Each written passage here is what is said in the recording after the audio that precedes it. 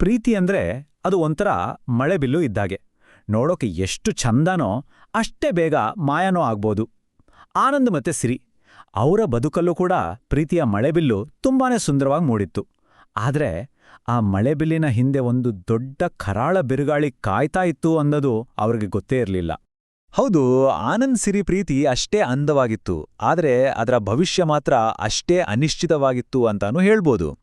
ನೋಡಿ, ಇಬ್ರು ಪ್ರೀತಿಸಿದ್ರೆ ಸಾಲ್ದು, ಅವರ ಪ್ರೀತಿಗೆ ಸುತ್ತಮುತ್ತ ಇರೋ ಸಾವಿರಾರು ಮಾತುಗಳು, ಸಾವಿರಾರು ಮನಸ್ಸುಗಳು ಒಪ್ಪಿಗೆ ಕೊಡಬೇಕಿತ್ತು. ಪಾಪ ಆ ಮುಗ್ಧ ಪ್ರೇಮಿಗಳಿಗೆ ಇದರ ಸಣ್ಣ ಸುಳಿವು ಕೂಡ ಇರಲಿಲ್ಲ. ಬನ್ನಿ, ಅವರ ಪಯಣ ಶುರುವಾಗಿದ್ದು ಎಲ್ಲಿಂದ ಅಂತ ನೋಡೋಣ. ಒಂದು ದಿನ ಇಬ್ರೂ ತಮ್ಮ ಊರಿಂದ ಬೆಂಗಳೂರಿಗೆ ಒಂದೇ ಬಸ್ನಲ್ಲಿ ಹೊರಟಿದ್ರು. ಅಬ್ಬಾ, ಆ ವಾತಾವರಣ ಹೇಗಿತ್ತು ಗೊತ್ತಾ? ಕಿಟಕಿ ಪಕ್ಕದ ಸೀಟು, ಮುಖಕ್ಕೆ ತಣ್ಣಗೆ ಬಂದು ಬಡಿಯೋ ಗಾಳಿ, ಆನಂದನ ಹೆಗಲ ಮೇಲೆ ತಲೆ ಇಟ್ಟು ಸಿರಿ ಆರಾಮವಾಗಿ ಕಣ್ಮುಚ್ಕೊಂಡಿದ್ಲು. ಆ ಒಂದು ಕ್ಷಣಕ್ಕೆ ಆ ಬಸ್ಸೇ ಅವರಿಬ್ಬರ ಪುಟ್ಟ ಸುಂದರ ಪ್ರಪಂಚ ಆಗ್ಬಿಟ್ಟಿತ್ತು. ಆ 4-5 ಗಂಟೆಗಳ ಜರ್ನಿಯಲ್ಲಿ ಅವರು ಕಟ್ಟಿದ ಕನಸುಗಳಿಗೆ ಲೆಕ್ಕನೇ ಇರಲಿಲ್ಲ. ಮುಂದೆ ನಮ್ಗೊಂದು ಚಿಕ್ಕ ಮನೆ ಬೇಕು, ನಮ್ಮ ಲೈಫ್ ಈಗಿರ್ಬೇಕು, ಎಲ್ಲವನ್ನೂ ಆ ಬಸ್ಸಿನ ಸೀಟಲ್ಲೇ ಕೂತು ಪ್ಲಾನ್ ಮಾಡ್ತಿದ್ರು. ಇಡೀ ಜಗತ್ತೇ ನಮ್ಮ ವಿರುದ್ಧ ನಿಂತರೂ ಸರಿ, ನಾವಿಬ್ರೂ ಒಂದಾಗ್ತೀವಿ ಅನ್ನೋ ಒಂದು ಕುರುಡು ನಂಬಿಕೆ ಅದು ಅವರಲ್ಲಿ ಆಳವಾಗಿ ಬೇರೂರಿತ್ತು. ಆದರೆ ಅದೇ ಸಮಯಕ್ಕೆ ಇತ್ತ ಅವರ ಊರಲ್ಲಿ ಕಥೆನೇ ಬೇರೆ ಆಗ್ತಿತ್ತು. ಅತ್ತ ಊರಲ್ಲಿ ಸಿರಿಯ ತಂದೆಗೆ ಆನಂದಂದ್ರೆ ಪಂಚಪ್ರಾಣ. ಹುಡುಗನ ಗುಣ, ಅವನ ಪ್ರಾಮಾಣಿಕತೆ, ಎಲ್ಲಕ್ಕಿಂತ ಹೆಚ್ಚಾಗಿ ತನ್ನ ಮಗಳ ಮೇಲೆ ಅವನಿಗಿದ್ದ ಪ್ರೀತಿ, ಇದೆಲ್ಲ ಅವರ ಮನ್ಸನ್ನ ಗೆದ್ದುಬಿಟ್ಟಿತ್ತು. ಆದರೆ ಕಥೆಯಲ್ಲಿ ವಿಲನ್ಗಳಿರ್ಬೇಕಲ್ವಾ? ಇಲ್ಲಿ ಆ ಪಾತ್ರ ವಹಿಸಿದ್ದು ಅವರ ಸಂಬಂಧಿಕರು. ಅವ್ರಿಗೆ ಆನಂದನ ಒಳ್ಳೆಯ ಗುಣ ಕಾಣ್ಲೇ ಇಲ್ಲ. ಒಂದ್ಕಡೆ ಸಿರಿಯ ಅಪ್ಪ ಆನಂದನ ಒಳ್ಳೆ ಗುಣ, ಪ್ರಾಮಾಣಿಕತೆ, ಪ್ರೀತಿನ ನೋಡ್ತಿದ್ರೆ, ಇನ್ನೊಂದ್ ಕಡೆ ಸಂಬಂಧಿಕರು ಏನ್ ನೋಡ್ತಿದ್ರು ಗೊತ್ತಾ? ಅವನ ಹಳೆ ಮನೆ, ಅವನತ್ರ ಇರೋ ಕಡಿಮೆ ಆಸ್ತಿ, ಅವನ ಬ್ಯಾಂಕ್ ಬ್ಯಾಲೆನ್ಸ್. ಈ ಪಿಸು ಮಾತುಗಳು ನಿಧಾನವಾಗಿ ಸಿರಿಯ ತಂದೆಯ ಮನಸ್ಸೊಳಗೆ ಒಂದು ದೊಡ್ಡ ಬಿರುಗಾಳಿಯನ್ನೇ ಎಬ್ಬಿಸೋಕ್ ಶುರು ಮಾಡಿತು. ಹೌದು, ಏನ್ರಿ ಬರೀ ಪ್ರೀತಿಯಿಂದ ಹೊಟ್ಟೆ ತುಂಬ್ತಾ? ಹುಡುಗ ಎಷ್ಟೇ ಒಳ್ಳೆಯವನಾದ್ರೇನ್ ಬಂತು? ನಮ್ಮ ಸಿರಿಗೆ ರಾಜಕುಮಾರನ ಥರ ಹುಡುಗ ಸಿಗ್ತಾನೆ, ಅವನ ಮನೆ ಹಳೇದು, ಆಸ್ತಿಪಾಸ್ತಿ ಅಂತ ಏನಿದೆ? ಈ ತರಹದ ಮಾತುಗಳು ಅವರ ಕಿವಿಗೆ ಮತ್ತೆ ಮತ್ತೆ ಬೀಳುತ್ತಲೇ ಇತ್ತು.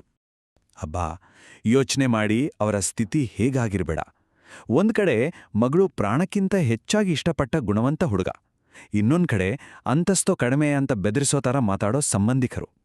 ಪಾಪ ಸಿರಿಯ ತಂದೆ ಅಕ್ಷರಶಃ ಧರ್ಮಸಂಕಟದಲ್ಲಿ ಸಿಕ್ಕಾಕೊಂಡ್ರು. ಯಾರ ಮಾತನ್ನ ಕೇಳೋದು, ಯಾರನ್ನ ಬಿಡೋದು, ಏನೂ ತೋಚದಷ್ಟು ಗೊಂದಲ. ಕೊನೆಗೆ ಮನುಷ್ಯನಿಗೆ ದಾರಿ ಕಾಣದಿದ್ದಾಗ ಅವನು ಮೊರೆ ಹೋಗೋದು ಆ ದೇವರಿಗೆ ತಾನೇ. ಸಿರಿಯ ತಂದೇನೂ ಅದೇ ದಾರಿ ಹಿಡಿದ್ರು. ನೋಡಿ, ನಮ್ಮ ಸಂಪ್ರದಾಯದಲ್ಲಿ ಈ ಥರ ಗೊಂದಲ ಆದಾಗ ಒಂದು ಪದ್ಧತಿ ಇದೆ, ಅದೇ ದೇವರ ಹೂವು ಕೇಳೋದು. ಈ ಒಂದು ಸಣ್ಣ ನಂಬಿಕೆ ಆ 2 ಜೀವಗಳ ಸಂಪೂರ್ಣ ಭವಿಷ್ಯವನ್ನೇ ನಿರ್ಧಾರ ಮಾಡ್ಲಿಕ್ಕೊರಟಿತ್ತು. ಅವರೊಂದು ಕಠಿಣ ನಿರ್ಧಾರಕ್ಕೆ ಬಂದ್ರು. ನೋಡಿ, ನಾನಿಲ್ಲಿ ಯಾವ ನಿರ್ಧಾರನೂ ತಗೊಳ್ಳಲ್ಲ, ಎಲ್ಲವನ್ನೂ ಆ ದೇವರಿಗೆ ಬಿಟ್ಟುಬಿಡ್ತೀನಿ. ದೇವರು ಹೂ ಕೊಟ್ಟು ಆಶೀರ್ವಾದ ಮಾಡಂದ್ರೆ ಮಾತ್ರ ಈ ಮದುವೆ ಆಗತ್ತೆ, ಇಲ್ಲಾಂದ್ರೆ ಈ ಸಂಬಂಧ ಇಲ್ಲೇ ಮುಗಿದು ಹೋಗ್ಬೇಕು. ಇದೇ ಆಗಿತ್ತು ಆ ತಂದೆಯ ಅಂತಿಮ ತೀರ್ಪು. ನೋಡಿ ವಿಧಿಯಾಟ. ಇತ್ತ ಊರಲ್ಲಿ ಇಷ್ಟೆಲ್ಲ ಆಗ್ತಿದ್ರೆ, ಅತ್ತ ಬೆಂಗಳೂರಿನ ಮೆಜೆಸ್ಟಿಕ್ ಬಸ್ ಸ್ಟ್ಯಾಂಡಲ್ಲಿ ಆನಂದ್ ಮತ್ತೆ ಸಿರಿ ಇದ್ದ ಬಸ್ ನಿಧಾನವಾಗಿ ಬಂದು ನಿಂತಿತ್ತು. ಮುಂದೆ ತಮ್ಮ ಜೀವನದಲ್ಲಿ ಎಂಥ ದೊಡ್ಡ ದುರಂತ ಕಾದಿದೆ ಅನ್ನೋ ಸಣ್ಣ ಅರಿವು ಕೂಡ ಅವರಿಬ್ಬರಿಗೂ ಇರಲಿಲ್ಲ. ಇಬ್ಬರೂ ನಗುಮುಖದಿಂದಾನೇ ಬಸ್ಸಿಂದ ಕೆಳಗಿಳಿದರು.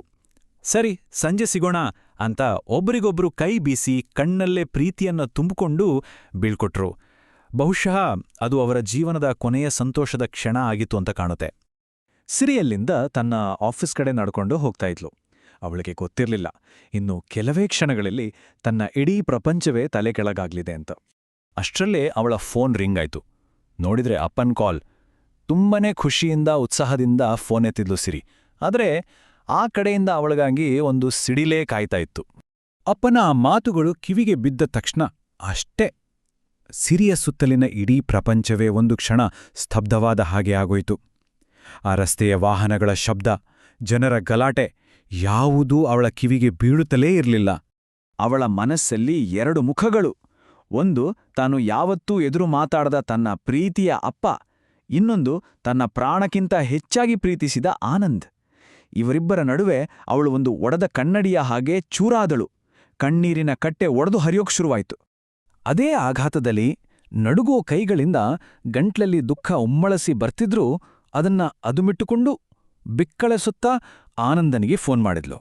ಅವಳ ಬಾಯಿಂದ ಬಂದಿದ್ದು ಕೇವಲ ಒಂದೇ ಒಂದು ವಾಕ್ಯ, ನನ್ನನ್ನ ಕ್ಷಮಿಸ್ಬಿಡಿ, ಇನ್ನು ಮುಂದೆ ನನ್ನನ್ನ ಮರ್ತುಬಿಡಿ.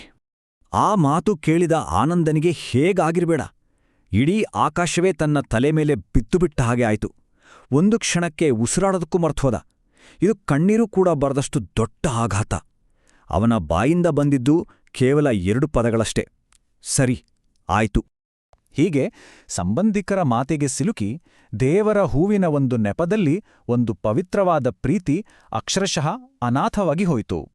ಹಾಗಾದ್ರೆ ನಿಜವಾಗ್ಲೂ ಆ ಒಂದು ದೇವರ ಹೂವು ಅವರಿಬ್ರೂ ಪ್ರೀತಿಗೆ ಜೀವಂತ ಸಮಾಧಿ ಕಟ್ಟಿತ್ತಾ?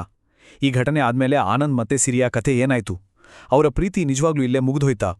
ಈ ಎಲ್ಲ ಪ್ರಶ್ನೆಗಳಿಗೆ ಉತ್ತರ ಮುಂದಿನ ಭಾಗದಲ್ಲಿ ನೋಡೋಣ.